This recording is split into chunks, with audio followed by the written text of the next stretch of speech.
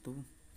Di sini kami akan sedikit menjelaskan tentang layanan tunadaksa untuk memenuhi tugas UAS dari psikologi klinik.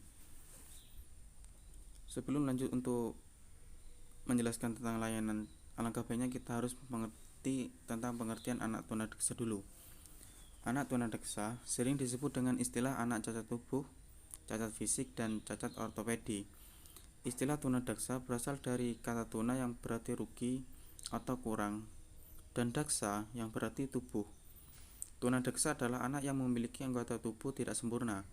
Sedangkan istilah cacat tubuh dan cacat fisik dimaksudkan untuk menyebut anak cacat pada anggota tubuhnya, bukan cacat pada inderanya. Selanjutnya, istilah cacat ortopedi, terjemahan dari bahasa Inggris, orthopedically handicapped. Ortopedik mempunyai arti yang berhubungan dengan otot, tulang, dan persendian. Dengan demikian, cacat ortopedik kelainannya itu terletak pada aspek otot, tulang, dan persendian, atau dapat juga merupakan akibat adanya kelainan yang terletak pada pusat pengatur sistem otot, tulang, dan persendian. Anak tunadaksa dapat didefinisikan sebagai penyandang bentuk kelainan atau kecacatan pada sistem otot, tulang, dan persendian yang dapat mengakibatkan gangguan koordinasi komunikasi, adaptasi, mobilisasi, dan gangguan perkembangan keutuhan pribadi.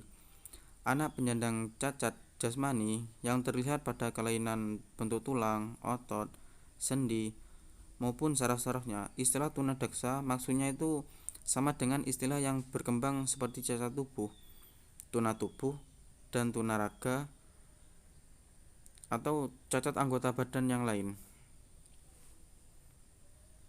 Untuk klasifikasi anak tunadaksa, yang pertama yakni kelainan pada sistem cerebral atau cerebral system.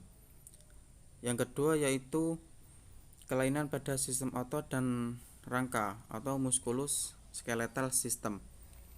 Penyandang kelainan pada sistem cerebral, kelainannya itu terletak pada sistem saraf pusat seperti cerebral palsy atau kelumpuhan otak. Cerebral palsy ditandai oleh adanya kelainan gerak, sikap, atau bentuk tubuh, gangguan koordinasi, kadang-kadang disertai gangguan psikologis dan sensoris yang disebabkan oleh adanya kerusakan atau kecacatan pada masa perkembangan otak. Kadang-kadang juga terdapat gangguan pada panca indera dan psikologis. Menurut derajat kecacatannya, cerebral palsy diklasifikasikan menjadi 3. Yang pertama, tingkat ringan dengan ciri-ciri yaitu dapat berjalan tanpa alat bantu, bicaranya jelas, dan dapat menolong diri. Yang kedua, tingkatan sedang dengan ciri-ciri membutuhkan bantuan untuk latihan berbicara, berjalan, mengurus diri, dan alat-alat khusus seperti brace. Yang ketiga yakni tingkatan yang berat dengan ciri-ciri yaitu membutuhkan perawatan tetap dalam ambulansi, bicara, dan menolong diri. Selanjutnya yaitu adalah karakteristik anak tunadaksa. Di sini ada 3 poin. Yang pertama yaitu adalah karakteristik akademik. Karakteristik akademik anak tunadaksa meliputi ciri khas kecerdasan, kemampuan kognisi, persepsi, dan simbolisasi mengalami kelainan karena terganggunya sistem cerebral sehingga mengalami hambatan dalam belajar dan mengurus diri. Anak tunadaksa karena kelainan pada sistem otot dan rangka tidak terganggu sehingga dapat belajar seperti anak normal.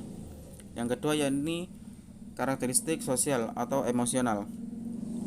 Anak tunadaksa menunjukkan bahwa konsep diri dan respon serta sikap masyarakat yang negatif terhadap anak tunadaksa mengakibatkan anak tunadaksa merasa tidak mampu, tidak berguna, dan menjadi rendah diri. Akibatnya kepercayaan dirinya hilang dan akhirnya tidak dapat menyesuaikan diri dengan lingkungan sosial dan masyarakat. Mereka juga menunjukkan sikap mudah tersinggung, mudah marah, lekas putus asa, rendah diri, kurang dapat bergaul, malu dan suka menyendiri, serta frustasi yang sangat berat. Yang ketiga yakni karakteristik fisik atau kesehatan. Anak tunadaksa biasanya selain mengalami cacat tubuh juga mengalami gangguan lain seperti sakit gigi, gangguan bicara, dan gangguan motorik. Baik, yang selanjutnya yaitu tujuan pendidikan anak tunadaksa. Yang pertama, pengembangan intelektual dan akademik. Pengembangan aspek ini dapat dilaksanakan secara formal di sekolah melalui kegiatan pembelajaran. Di sekolah khusus anak tunadaksa, SLB tersedia seperangkat kurikulum dengan semua pedoman pelaksanaannya. Yang kedua, membantu perkembangan fisik. Oleh karena itu, anak tunadaksa mengalami kecacatan fisik, maka dalam proses pendidikan, guru harus turut bertanggung jawab terhadap pengembangannya fisiknya dengan cara bekerja sama dengan staf medis. Yang ketiga, ada meningkatkan perkembangan emosi dan penerimaan diri anak dalam proses pendidikan. Para guru bekerja sama dengan psikolog harus menanamkan konsep diri yang positif terhadap kecacatan agar dapat menerima dirinya. Hal ini dapat dilakukan dengan menciptakan lingkungan sekolah yang kondusif sehingga dapat mendorong terciptanya interaksi yang harmonis. Yang selanjutnya yaitu mematangkan aspek sosial, yaitu meliputi kegiatan kelompok dan kebersamaannya. Yang selanjutnya, mematangkan moral dan spiritual. Pendidikan perlu diajarkan kepada anak tentang nilai-nilai, norma kehidupan, dan keagamaan untuk membantu mematangkan moral dan spiritualnya. Yang selanjutnya, meningkatkan ekspresi diri. Anak tunadaksa perlu ditingkatkan melalui kegiatan kesenian, keterampilan, ataupun kerajinan. Yang selanjutnya, mempersiapkan masa depan anak. Guru dan personel lainnya bertugas menyiapkan masa depan anak. Hal tersebut dapat dilakukan dengan cara membiasakan anak bekerja sesuai dengan kemampuannya, tanpa kita juga memaksakannya. Yaitu selanjutnya tempat pendidikan. Yang pertama adalah sekolah khusus berasrama. Kedua ada sekolah khusus tanpa asrama. Yang ketiga ada kelas khusus penuh atau full time special class. Yang keempat ada kelas reguler dan khusus, part time regular class, and part time special class, dan lain-lain. Untuk jenis layanannya yaitu ada layanan orientasi, yaitu memperkenalkan lingkungan yang baru dimasukinya. Yang selanjutnya layanan informasi, berkaitan dengan layanan yang memberikan pemahaman kepada individu-individu yang berkepentingan tentang berbagai hal yang diperlukan untuk suatu tugas ataupun kegiatan. Yang selanjutnya ada layanan bimbingan penempatan dan penyaluran. Lalu ada layanan bimbingan belajar, yaitu memungkinkan peserta didik untuk mengembangkan diri berkenaan dengan sikap dan kebiasaan belajar yang baik. Yang selanjutnya ada layanan konseling individual yang sudah pernah kita pelajari ya.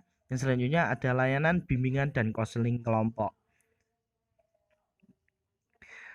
Baik, mungkin itu saja yang dapat saya sampaikan. Kesimpulannya, tujuan pendidikan anak tunadaksa mengacu pada peraturan pemerintah nomor 72 tahun 91 agar peserta didik mampu mengembangkan sikap pengetahuan dan keterampilan sebagai pribadi maupun anggota masyarakat dalam mengadakan hubungan timbal balik dan hubungan sosial. Sekian yang dapat kami sampaikan. Apabila ada kata-kata yang salah, kami mohon maaf. Saya akhiri. Wassalamualaikum warahmatullahi wabarakatuh.